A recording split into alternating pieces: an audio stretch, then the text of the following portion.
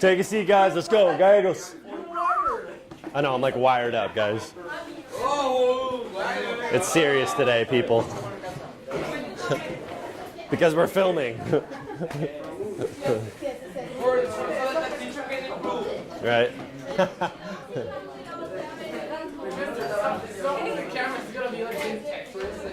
I know, dude. I've thought about that. I'm gonna stand behind you guys so nothing can, no Tetris or anything today, guys, or I'll freak out. No WhatsApp. Just give me 1 hour. Just give me 1 hour, people. The calm before the storm. Yeah, if you guys want to start, you can get out your notes. Go to the causes of the Industrial Revolution notes. Some of you did it in a Google Doc. Others put a point in Manchester, right? And we're taking notes there in Google My Maps. Whichever place it is, get that out right now for me, okay? Yeah. All right, guys, so do that now. Please get out your notes wherever your Industrial Revolution causes notes were. All right? Gallegos. Roll time. Roll time. So please get out those notes. And beneath where we were talking about the causes of the Industrial Revolution, I want you to put this right here. Negatives of the Industrial Revolution, child labor. So wherever you're at in your notes, just kind of space down, please, and put this title. Just do it on paper, buddy. Do it on paper. Negatives of the Industrial Revolution, child labor. Huh? Okay, don't worry about it, buddy.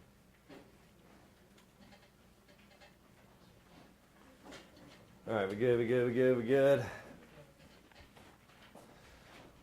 All right, just to like clue you guys back into the whole purpose of this, can I just have you look over here to the learning goals? I mentioned it to you briefly before, but like the whole thing we're going towards here is a DBQ, just like before. But our question is, I want you to evaluate the positives and negative aspects of the Industrial Revolution, right? So I really want you to pick a stance. Do you believe it's more positive, or do you believe it's more negative? And we'll weave in the counterclaim, just like our previous DBQ. But you know, each day after this, I'm just going to keep revealing more positives and more negatives, and then hopefully by the end, and this will happen after Thanksgiving break, guys. After Thanksgiving break, we'll kind of put all that ammo together and answer that final DBQ question. So kind of this is all in service of that. But just for a moment, I want to review the content we covered last class about the causes of the Industrial Revolution. With your partner sitting next to you, I don't care if it's 2 or 3, you know, kind of just your little pods, I want you to review over this stuff we talked about. And I want you to discuss this with your partner, and then after, you know, maybe about 2 minutes or so, hopefully we can share out the causes on the board. So please think about the changes in the agricultural rev and how that maybe shifted populations. I want you to look at why Great Britain was first. We talked about the British advantage. And then number 3, I want you to talk about how kind of the revolution in the transportation industry, especially the railroad, is changing markets. So look at your notes, talk to your neighbor, and let's reconvene in 2. All right? So talk.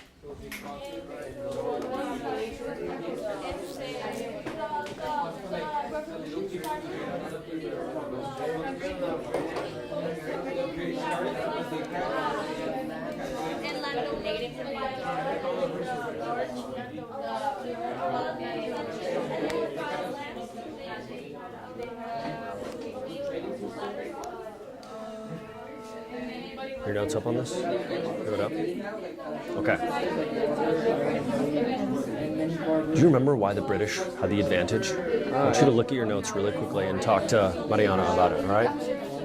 Okay, perfect.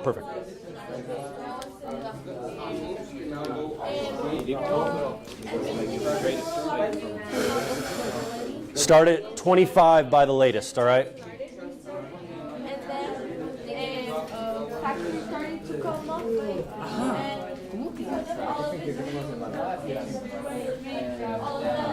How are we doing? Are you sharing the notes with her? Okay, good. Good.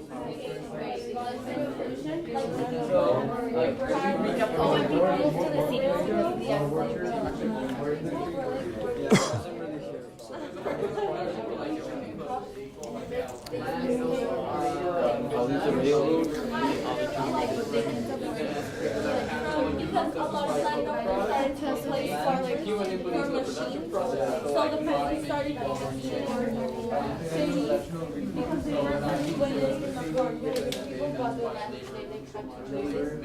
They were Ahora la gente que está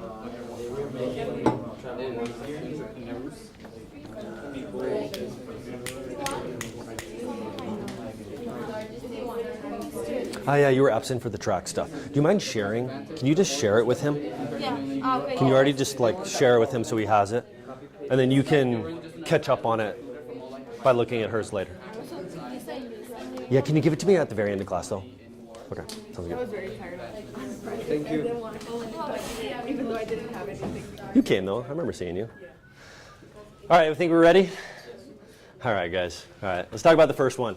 Changes in the agricultural revolution and how it maybe shifted population. So talk to me, people. Talk to me, talk to me, talk to me. Let's go, Emilio. Well, one of the causes was the demand. Was the what? The demand for the people. Okay. Like, they wanted more, but not like they needed the machines so that it's cheaper but more. Okay, so we see an increase in population, right?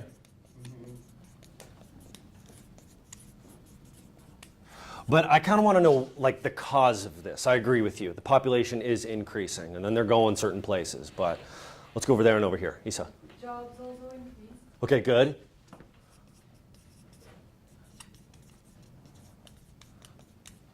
Caro? There was the enclosure movement Good, good, good, good, good. that led to many peasants leaving the farms, and it also led to technology developing and Okay, good. So we have the enclosure movement, guys. Remember, we talked about how there's these new pieces of technology in the agricultural revolution, like the seed drill, right? Like the heavy plow. And only the wealthiest of the wealthy can afford these pieces of technology. So it's kind of pushing out the little guy. The peasant that used to work on the land, that could kind of make it by, now can't compete with the wealthy landowner. So we see the wealthy landowner muscling out the peasant from the agricultural sector of the economy. And where do these peasants go? The big city, right? The big city, for sure, right? And also, like, with the advent of these pieces of technology, the production of food is increasing, right? The amount of surplus. Remember when we talked about crop rotation? And we talked about how the usage of beans and legumes, nitrogen fixing, this is all increasing the amount of agricultural products that are on the market. And when we see the increase of agricultural products, people don't have to live, day-to-day subsistence farming. You can have surplus agriculture, therefore population is increasing, right? So it's kind of twofold. Not only is the enclosure movement going on that you're talking about, which is pushing out the peasants who are moving to the cities, but also this increase in agricultural, surplus is allowing for population to increase. And this is all kind of going on at the same time, so people move to the cities. Yes? And didn't this also cause for the people that were farmers not to be in cottage? Yeah, the cottage industry. Good. Explain to me what the cottage industry is a little bit. It's like the shirts. So what happened was that the farmers didn't have jobs. Right. And the cottage industry was booming. So they decided to work on that. Good. So we see it as sort of a mini dress rehearsal for the large scale factories. Some of these peasants that are displaced, some of them may not move to the city right off the bat, but they will work within the Lord's land and, hey, Bow, just take out your notes, please. Work within the Lord's household and sort of, I always call it it's colloquial, but sort of a side business, right? Like a little side hustle. And they will make cotton or they'll spin thread into wool or cotton. And this is, like I said, almost a little dress rehearsal because as we see the increase in population, the cottage industry won't be enough to supply people with clothes.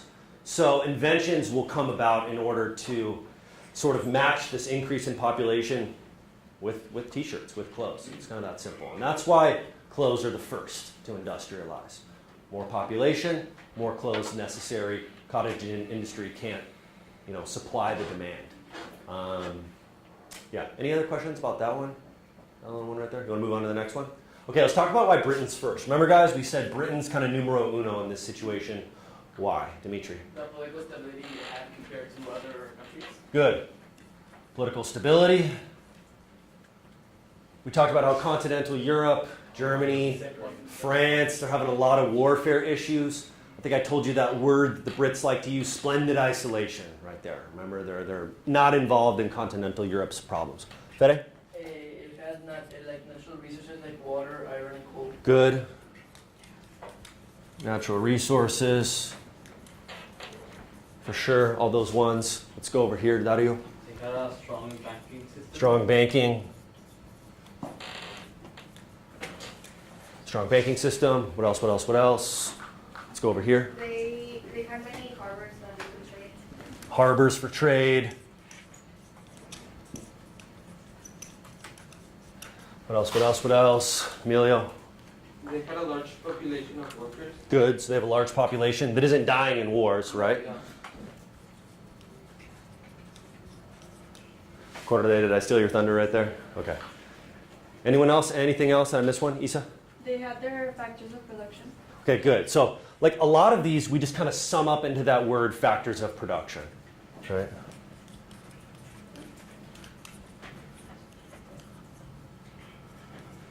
Cool. All right, last one, guys.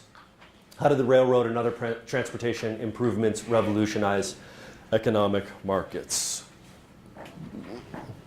Yes. Yeah, Sophie. It allowed like more people to travel to different places. Yeah, and you know what? We talked a lot about travel times. This is going to be a terrible like reproduction of that thing that you saw. But remember when I showed you guys the map of the United States? And I think it was like in the early 1800s, to get from like New York to Ohio, it took X amount of weeks, right? But once we see the advent of the railroad and the improved canal structure, the steamboat, now it takes, a couple days to get to the interior. So I gave you that kind of ridiculous example of like if you're a milkman in New York, during the early 1800s, your market was very local and small, right? But with the railroad, the milk won't spoil and you can send it, all the way to Ohio. So this is expanding markets and increasing business. I think that's a very positive thing of the Industrial Revolution, no doubt. People can travel more easily to cities. Just in summation, like you can go further for cheaper and faster, right? So, yeah, yes. It increases the range of your market. Right. So this whole thing, we just call the whole thing the market revolution. Right. The markets available to you have been expanding, like dramatically with the railroads. We just kind of overhead call that the market revolution. It's all kind of roped into this, yeah. Was it cheaper transport? Yeah, absolutely. For sure it's cheaper, right? It's kind of ridiculous, but if you send stuff by horse and carriage, think about the upkeep that's involved there, right? If you have a locomotive, a train, I know it may sound expensive, but once you get that thing going, you really don't have to use that much coal, that much resources to keep your inertia up, right? So once you get that train moving, it's pretty efficient considering the day, the cost of those times. So yeah. Any questions about those causes, guys? It's important that you're going to need to weave them into your paper in some way, shape, or form, probably in your introduction. So you got to know some of that background information, some of the context. Yes? What are the last things? Harbors for trade, large population. Thank you. Anything else on that? I think we're pretty good. Okay, let's continue within our notes in the same place that you're at.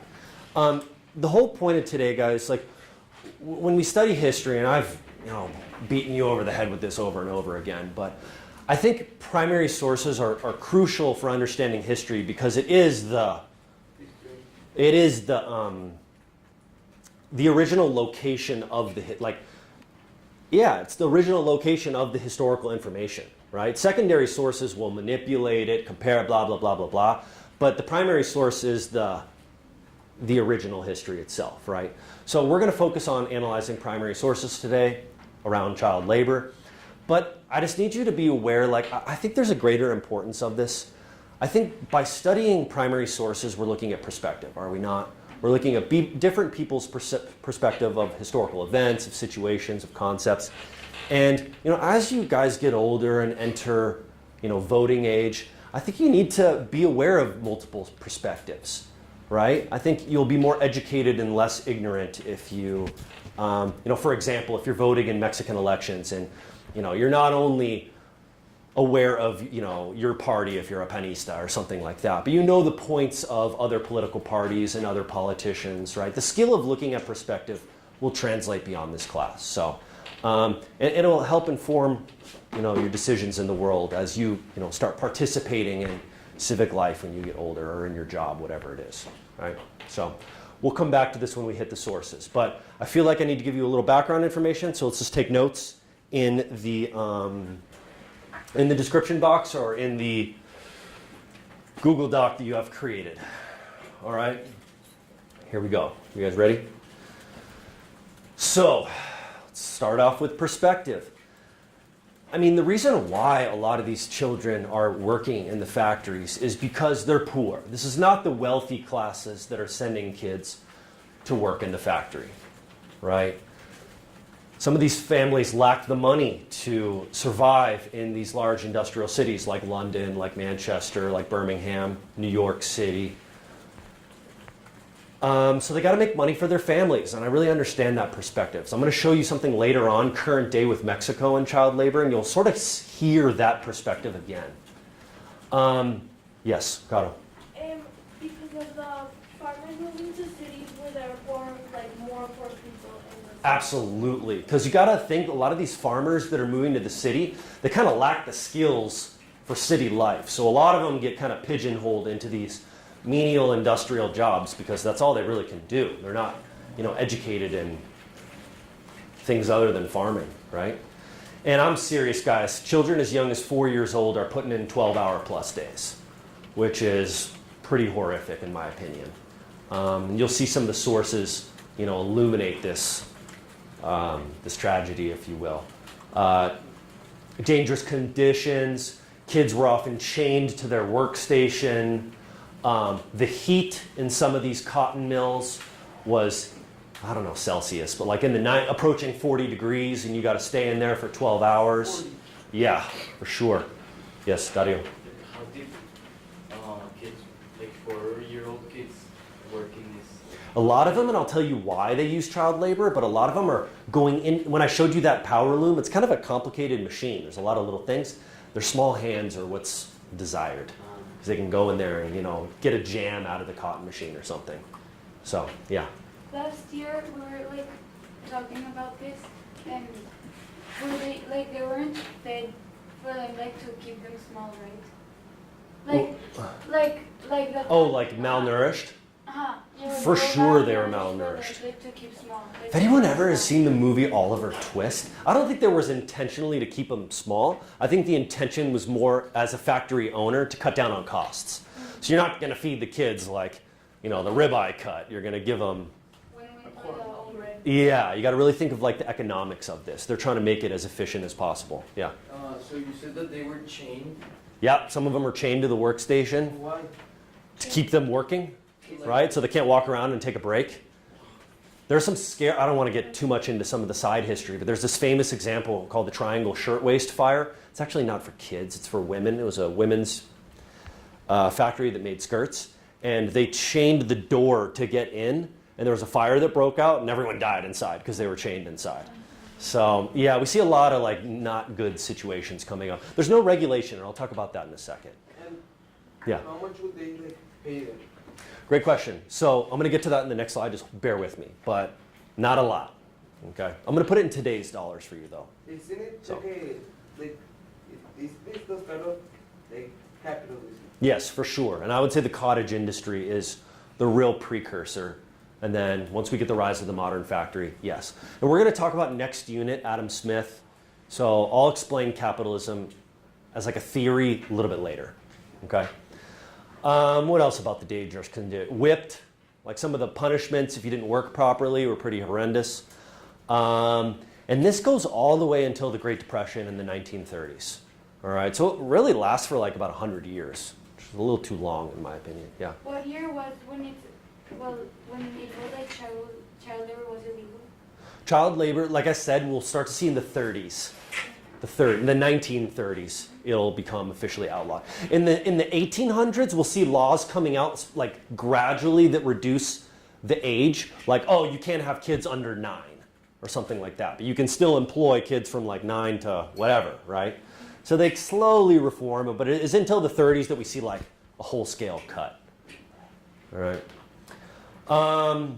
We were just talking about this. The reason that it's used, small hands, they're actually preferred to adults in some situations. Right? They can get inside those machines that we watched videos of the other day. Right? And guys, if I go a little quickly through this, it's okay. This presentation is on haiku. So if you want to just focus on the underlined parts, that's all right. All right. This presentation is on haiku.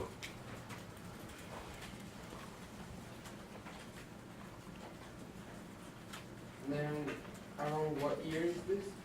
This is in the 1800s. So we're talking about the time period all the way from 1800 to like 1930 when this goes away.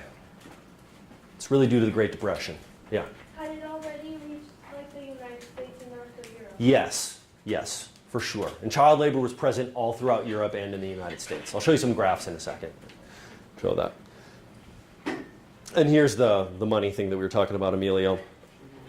And the other reason they're used is because they're cheap, right? Imagine if you're a business owner and you can pay them 10 to 20% of what an adult earned, right? So minimum wage right now in Mexico is about 88 pesos a day.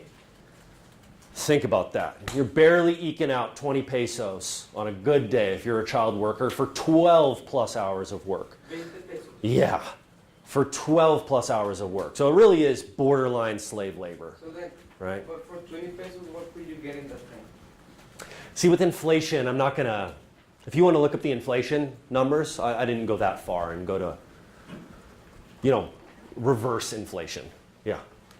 If the kids who worked in the child labor, Yeah. if they grow up like to be adults, do they still like give them a job or like are they sick? Depending on the situation, depending on the factory, but it goes both ways, for sure. They might not do the job where they're trying to get the little things out anymore.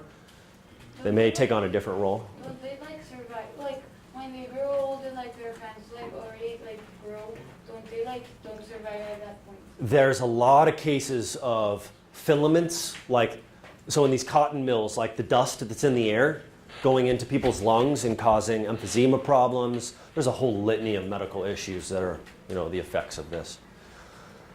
So, but think from the business person's perspective, right? It's cheap work right here, right? You increase your margin if you can pay these workers nothing, right? Just 2 more slides, guys, and then I really want to get to an activity where you guys do something, right? It was really widespread. I don't want you to think like this is just, here and there a little bit of kid workers, right? They were really utilized. Overall in the UK, boys from 1851 to 1911, we see the numbers go as high as like 35% of all boys working. That's pretty high in my opinion. In all over the world? No, this is just in the United Kingdom, right? And if you even reduce that data to a certain city, we see the number increase to over 50%. Under the age of 14 are working. So it's not just like a small thing. Like a lot of kids are being put to work. It's not some little random side happening. It doesn't really matter that much. And I really think it was that high. Mostly, I know the finger thing comes up a lot, but the cheap wages, you can assess them are, if you're a business person and you want to increase your margin, I see that being paramount. Okay? All right. I'm going to move forward, guys. I'm kind of worried for time. All right? Like I said, it really ends because of the Great Depression. You don't really need to know about this too much, but the Great Depression, there was a lot of job losses, and there was this feeling that men and women, adults, who needed jobs, why have child workers when older men and women need that work? So we see the end of child labor being paired with the Great Depression, so we can offer jobs to men and women without. Yes? Where did that Great Depression happen? Great Depression was in the 1930s. Why did it You'll get into that next year for modern world history. We'll go into all the causation of that. So don't really worry too much about this slide. I just want you to be aware of it. Okay. Any questions just on kind of like the background information before we get into looking at the primary sources? I'm going to stay here for 1 second on this slide.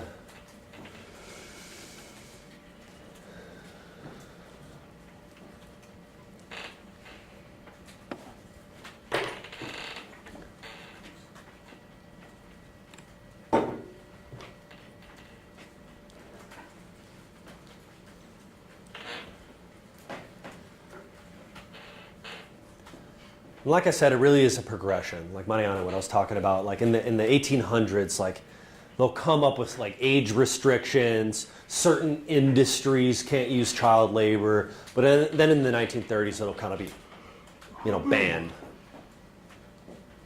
In like China, like that? Don't worry about that. That's where it kind of still persists to this day. And we'll talk about that because I'm going to link it to like now.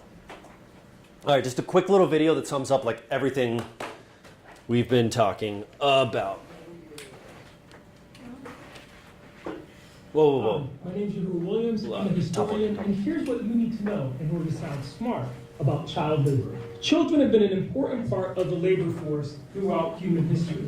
But in the 19th century, this became a problem due to industrialization, as children were exposed to dangerous working conditions. Employers, however, saw a huge benefit to the use of child labor. Children were smaller and more nimble, and so therefore could perform functions that would be more difficult for adults. In addition, it was more difficult for children to unionize, and employers could pay them lower wages than they had to pay adults. This, however, was a deep source of concern for reformers, who believed that children were not only placed in jeopardy by virtue of this work, but that they also should be receiving an education instead. Reformers pointed to the horrible working conditions, the long hours, and the low wages that children received. In the 1840s, just as American reformers were having some success in limiting child working hours for native-born Americans, an influx of immigrants from places like Ireland provided a fresh supply of child labor for the burgeoning Industrial Revolution. Between 1902 and 1905, several organizations committed themselves to seeing an end to child labor in the United States. But it wasn't until the advent of the Great Depression that real change was on the horizon. With so many Americans out of work, labor unions and laborers began to clamor for an end to child labor to ensure that the adult working population would have enough jobs. This proved to be an important development. Lawmakers actually drafted legislation which ended the practice in the United States, limiting working hours and improving working conditions for young people. One of the lasting legacies of the battle to end the use of child labor is the importance of education. American reformers were able to make the case successfully. Okay, I want to stop it right there.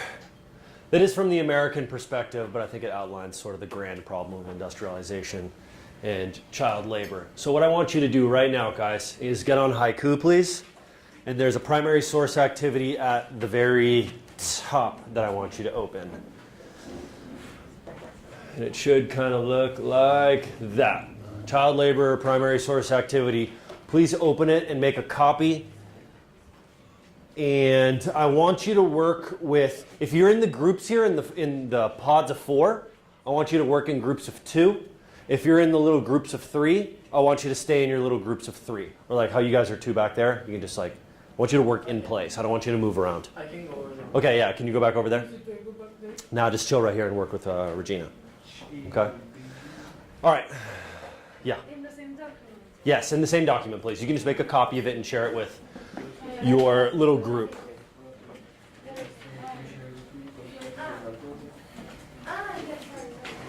Everyone make a copy of that, and then I'm going to explain it to you real quick. I'm going to model it for you. All right. So make a copy, share it with your little group, and then let's roll.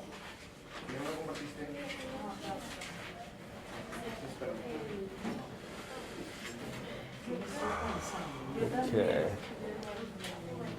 We good? Can I explain it?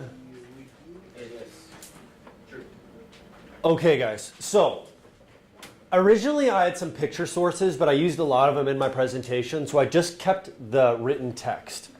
And then here's what I want you to do. I'm trying to hunt, I want you to hunt for the things that reveal sort of the emotional perspective of child labor. All right, and I'll tell you what I'm talking about right now. So, in this first one, in this quote, in reality, there were no regular hours. Masters and managers did with us what they liked. The clocks in the factories were often put forward in the morning and back at night.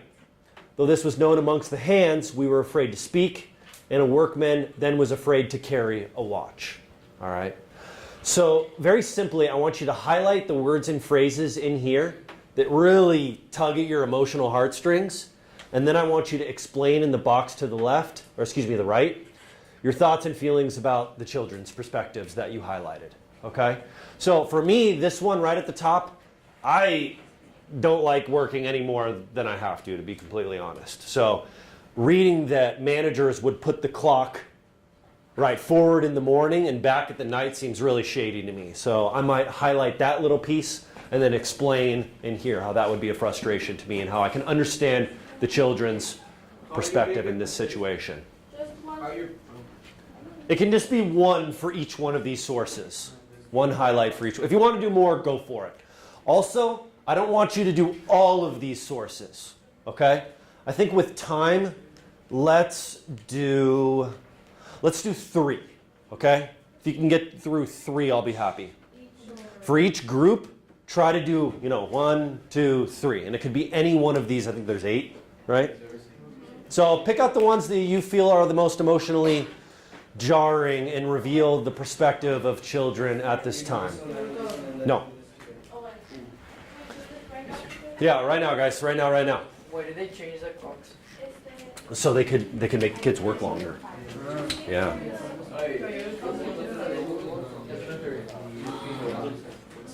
I know. They're pretty gross, huh? A mill is a place where you are creating something. So back in the old days when you had the water wheel, we call those mills generally. And usually they are around lumber. So you're cutting down trees and you're cutting them into, usable sizes. Lumber mill.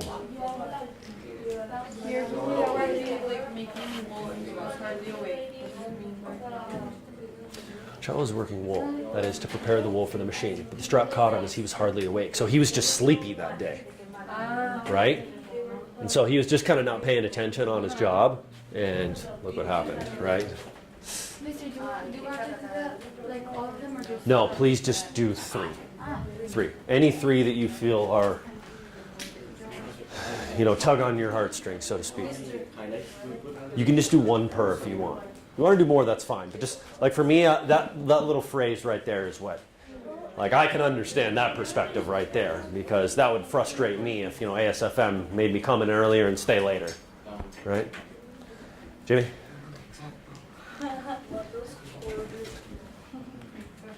Quartered, meaning that their salary would be docked.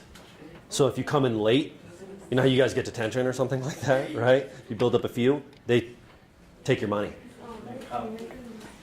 So you make half your wage that day.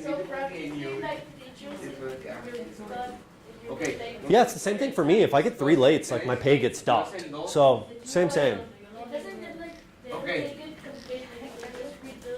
I don't think it's as aggressive as that, right? And plus their wage is already low to start out with, so I think it would really hurt.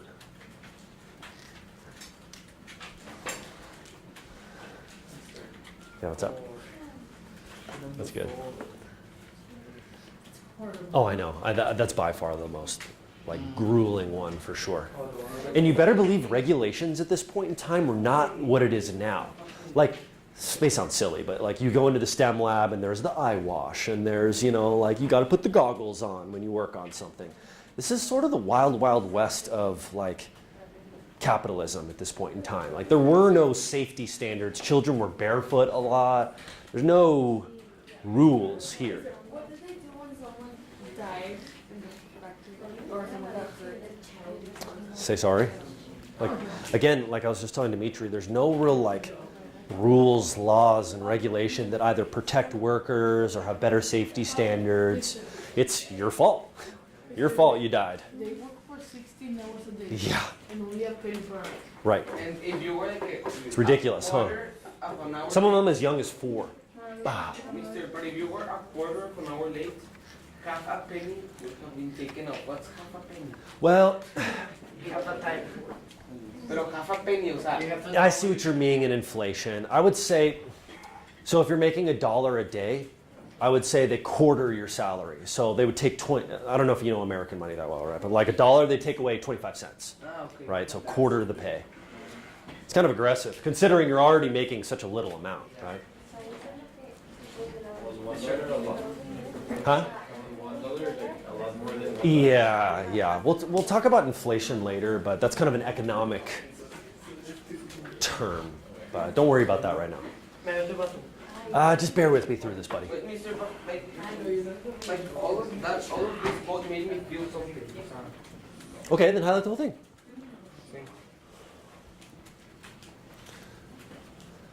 Just 3 guys, okay? 5 more minutes and then we'll share out some of the ones that really were standouts.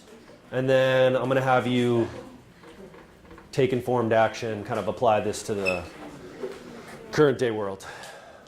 Mister, from 9, oh no, from 5 in the morning to 9. 16. Yeah, long time, huh? Mister, you have like, okay, so she lives 2 miles from the mill.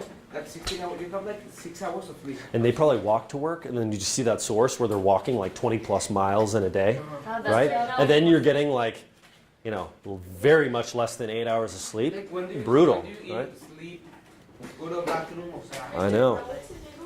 go to the bathroom, ¿me imaginas? Yeah, depending on where you are, depending on the country. Kids. Really? I really like it. But you got to be careful with that, because like us teachers, yes, we do have maybe a work, but then yeah, there's like the hidden work that you have to put in, you know, after. So, well, not necessarily. For everyone's job has hidden work. I have some interesting cases about that, Dimitri, that I'll tell you about later. Like where lawsuits have come up that like my friends have. No, back in the States. Relating to overtime. You can sue for that. But at this point in time, there's no laws.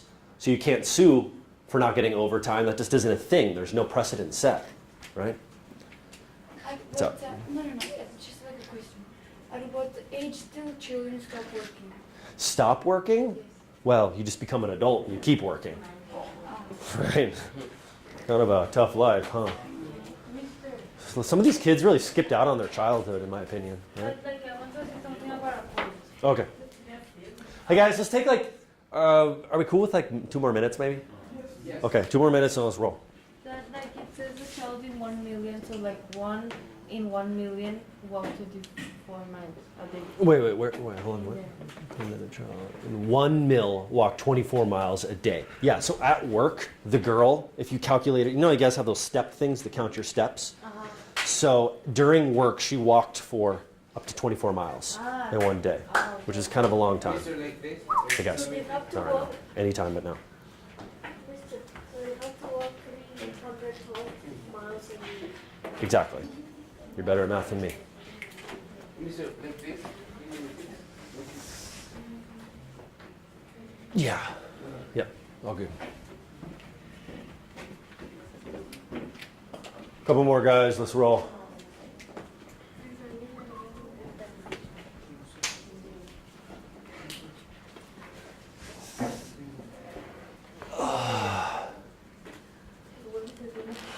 Raise your hand if you're still working. All right, let's try to start by 3. Okay? 2 more minutes. And then I'll ask you to share out, please. We only do 3 total. 3 total.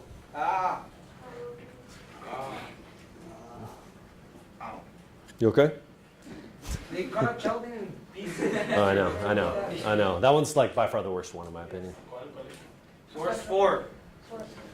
Source 4 is 2 minutes and then we'll share out. Okay, guys? Huh? Yes. The presentation is in haiku, guys.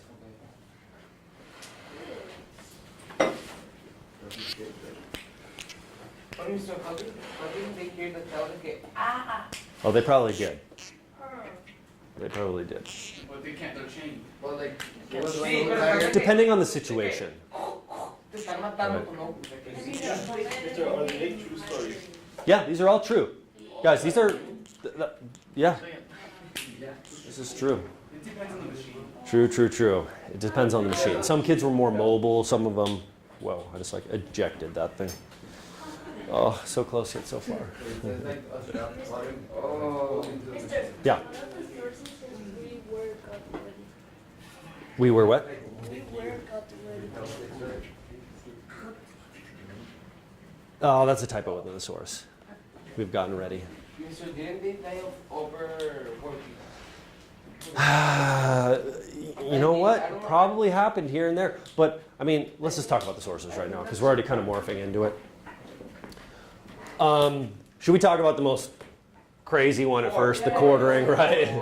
I think we can all agree that 4 is the most wild, right?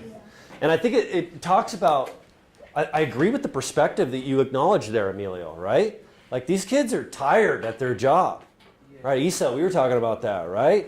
If you got to walk to work, there's no, these kids aren't getting the chauffeur to take them to work, right? They're walking themselves to work. Some of them are walking, 20 miles within a day. They're probably tired. They're not being fed properly. Right, it's a lot, no? Sometimes there would be incidents, there'd be accidents, and you better believe there's no laws like protecting the worker in this situation. It's your fault that you got injured, right? It's not the company's fault. And so we see some of these machines, we watch like the power loom work, right?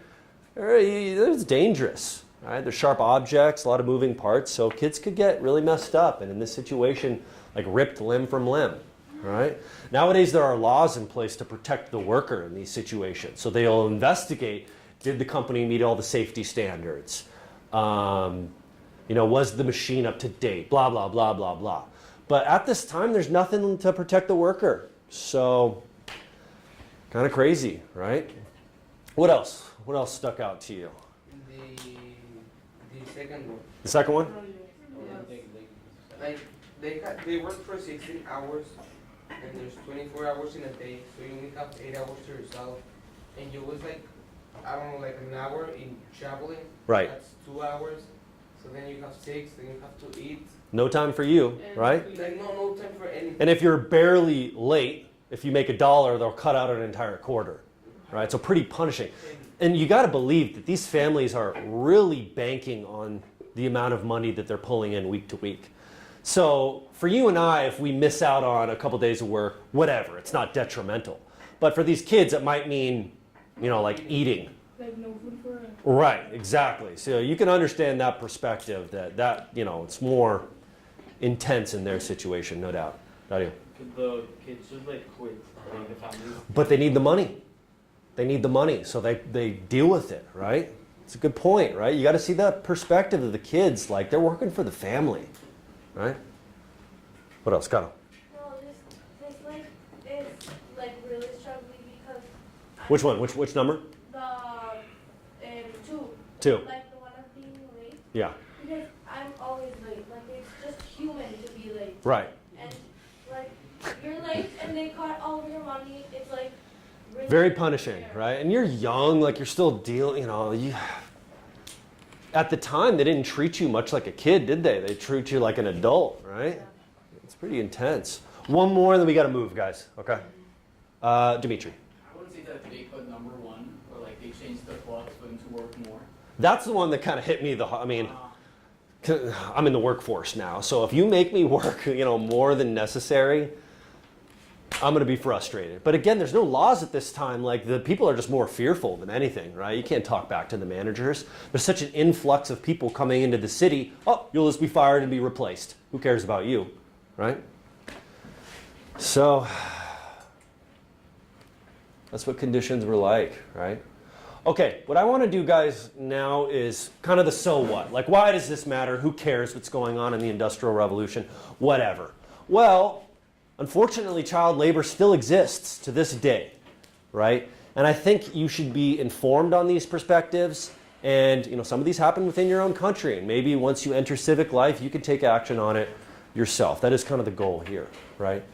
So it's still a problem, especially in sort of what's known as the developing world, right? Africa, sub-Saharan Africa, Asia and the Pacific, that's where we see the most numbers. None of it reaches the 35 that we talked about in England, but I still think 21% of all children, and most of this is in the agricultural sector, right? 21% of all kids in sub-Saharan Africa are working, right? And I want to show you a video about Mexico and Sinaloa. Yeah. There's some, like, also differently, like, the percentages are lower, but the people are probably higher because there's more people in the world. Very good point, right? So the number is actually pretty large because there's more population. It's a really good point. So let's look at Mexico. It's a long day for 3-year-old Letty, up at dawn and working until dusk, picking the chili peppers Mexico is so famous for. It's grueling work, even for adults, but the more Letty picks, the more money her family earns. Working the fields in central Mexico has always been a family affair. Maunilo started picking when he was just 13, and now works alongside his children, the youngest just 4 months old. It's normal for our kids. We don't rush them. They do what they can and we let them rest when they need to. Most of these kids live in makeshift houses with dozens of other migrants. The state government has plans to build public daycares, but the few that exist are not free. They provide 2 meals a day and lack basics such as toys and offer few educational opportunities. We just can't pick these kids up without having a place to put them. It's not just a question of feeding them, but also educating them. There are literally dozens of children under 10 years old who are spending up to 6 hours a day in the blistering sun picking peppers that will eventually be sold in Mexico and exported to the United States. And these children earn their families a little less than $30 per day. Nearly 300,000 kids under the age of 14 work illegally in Mexico's fields, according to the United Nations. A new labor law carrying harsher punishments for offenders, including prison sentences, is helping the government to crack down. But with only around 300 federal farm inspectors working across the entire country, few here fear any consequences.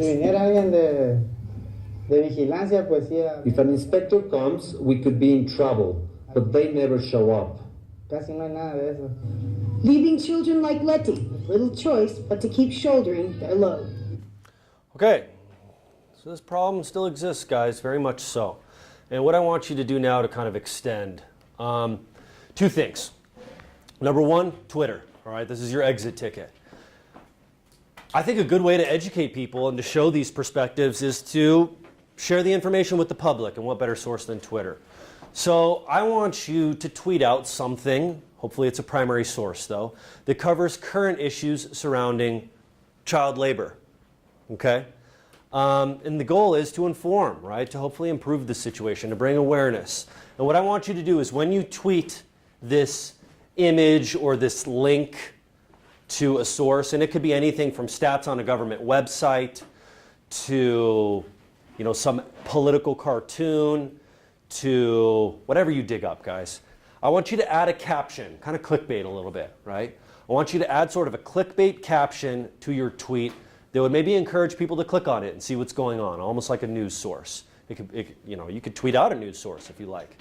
I was just looking, and there's something from the Los Angeles Times that was talking about child labor in El Salvador or something like that, right? So please tweet the link to the article or the source or the image, and then put a clickbait little comment that hopefully would attract people to be informed about the situation.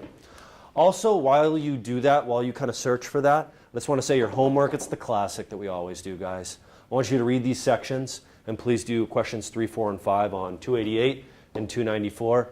It's internetin.com. Submit your responses by Thursday at 8:10 in the morning for our class. Okay? Any questions about this? Specifically like this?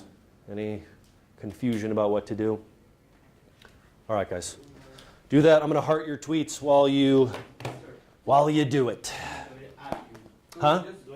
You can add me if you want. If you really want to get, crazy, you can put in some hashtags, scale up your tweets. I would appreciate that. Something that you dig up that's current, where child labor is still going on, and attach a little, clickbait thing so people might be willing to look at it. We're trying to increase that the awareness of different perspectives. Huh? Oh, it's okay. You can just email me an article directly. I don't know. Twitter can be a little weird sometimes. Just email it to me directly, all right? And I'll heart your guys' stuff as you do it. Yes. Yeah, for sure. Absolutely. My Twitter, right? Please, oh guys, just to make sure we're all on the same page, reply to my tweet as per usual. Okay. Huh? It's at the very, very top. Like refresh that right there. Like retweet with a comment. Like go beneath that. So We just comment, right? yeah. Reply. Or you can even reply to someone else's if you want. I don't care. Okay. I will heart your things as you do it.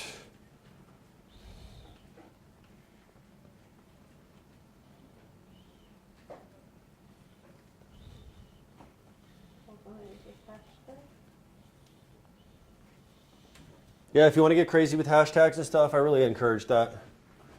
You know, Twitter is one of the famous ways nowadays that we can display different perspectives, right? So, world leaders do it, you do it. Yep.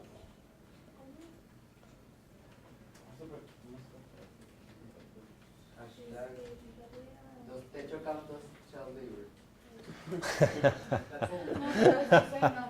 That's funny.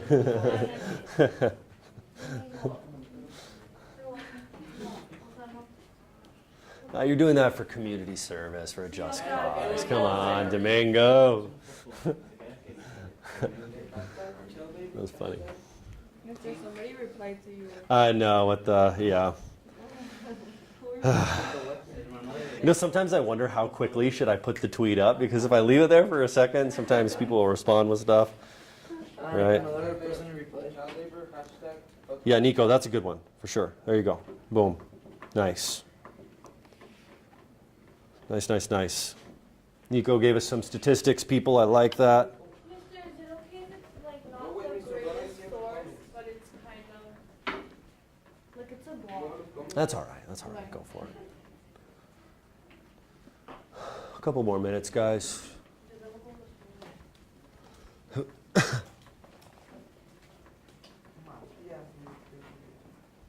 I know, Matthias just had to do that, right?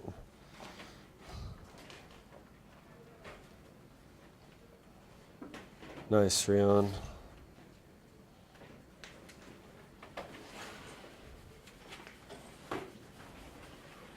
What do you have? Nice, Mariana. I like that one. Huh? Yeah, kind of just our classic, like, chapters, and then 3, 4, and 5 at the end. Can I take up a picture? Yeah, absolutely. Gotta go. Can it be this short? No, that's fine. That's fine. That's fine. In fact, kind of clickbait stuff like this, like, it's better if it's a little more short and sweet. You know, if it's some like lengthy thing, are you really going to click on it?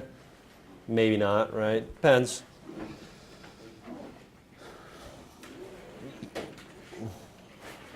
When you finish this, you're done, guys. Just make sure, I'm going to say it one more time. Make sure you get this into turnitin.com by Thursday, please. The discussion board will close at 8:10 in the morning. So, On Thursday. yeah, on Thursday, double block. Okay?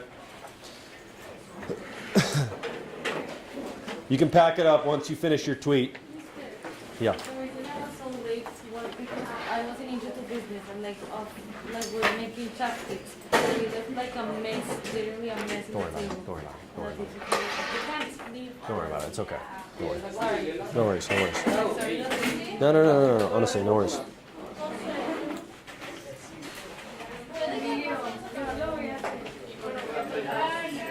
Pack it up, people.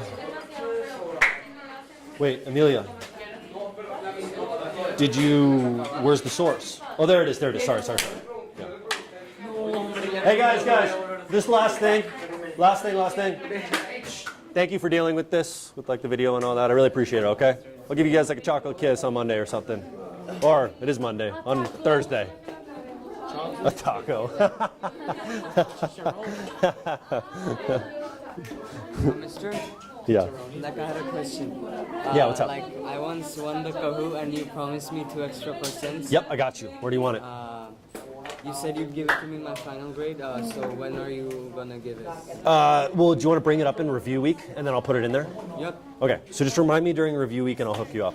Yes. I got you. On Friday? Okay. We're just going to continue with more of this industrialization. So just get like Regina to share her notes with you or something. So we're going to keep up with more stuff.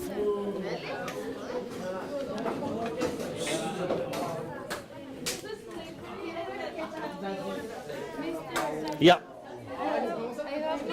For missing Friday, right? No, I'm not going to give you homework over break. Okay. Don't worry about it. Don't worry. We might cover some notes. I was just telling her, like I might cover a positive or something. You're going to share the notes. It'll be all right. Yeah. But slavery instead of child labor. But Well, it almost is kind of clickbaity because it is a little bit of modern day slavery. Later, guys. Thank you.